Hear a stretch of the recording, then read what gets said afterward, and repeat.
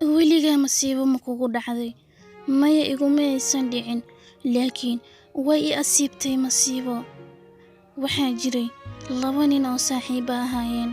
Maalin maalmaha ka mid ah waxay isku raaceen meelaha lagu shaaxo si ay u soo shaax cabaan.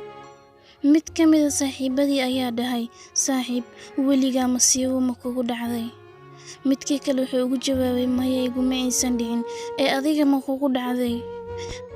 "Haa saaxiib, weliba masiibo xun ayaa igu dhacday aniga. Waa ayaa jirtay. Noloshayda sidaan ma aysan ahayn, aad ayay u qurux badneed. Waxaan lahaa xaaskaygii aniga muddo ayaan wada nooleen. Wax u wadana iima aysan dhalin.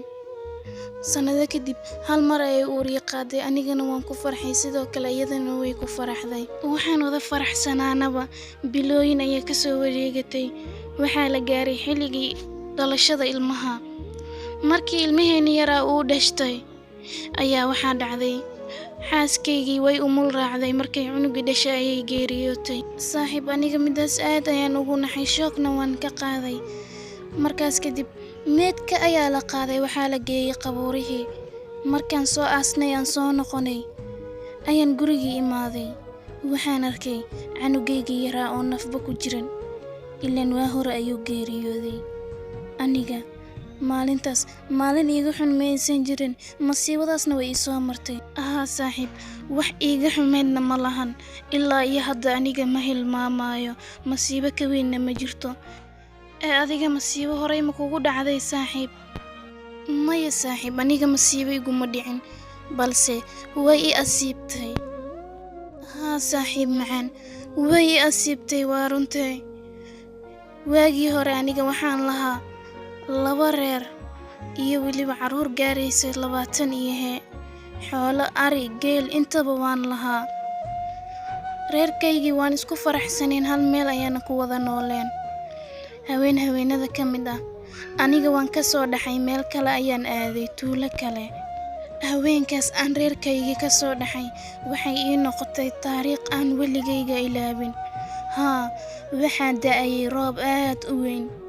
Waxaa socotay biriqdaasoo meeshay ku dhacdo waxba aysan ka reebaynin. Aniga qoyskaygii subaxii markii aan u imaaday waxaan arkay gurigii oo idil baaba'ah. Waan naxay, aad ayaan u argagaxay. Waxaa ku dhacday biriqdii xalay socotay. Meel walba mugdi ayay ii noqotay. Ruux walba oo aan taabtana wuu dhaqaaqi waayay, ilaan mar hore ayay wada geeriyoodeen dhammaantoodii. Mid walba aan ku boodo, mid nuxsanaya ma lahan. Anigoo shoogsan, ilinteedina aan kala joogsi lahayn, ayaan waxaan dhinac ka arkay 2deedii xaas mid ka mid ah oo xaamilo ahayd, xoogaha yar neefsanaysa. Waan cararay, ayadii ayaan ku booday. Xoogaa miirkeedii wuu soo noqday, haddana waan cararay, mooradii geela ayaan ku booday. Xoolahaygoo idilna waxaa ka haray 1 geel oo gees ku xirneed. Waan cararay, hashii ayaan soo kaxeeyey. Waxaan u sameeyey meel ay xaaskan gashto.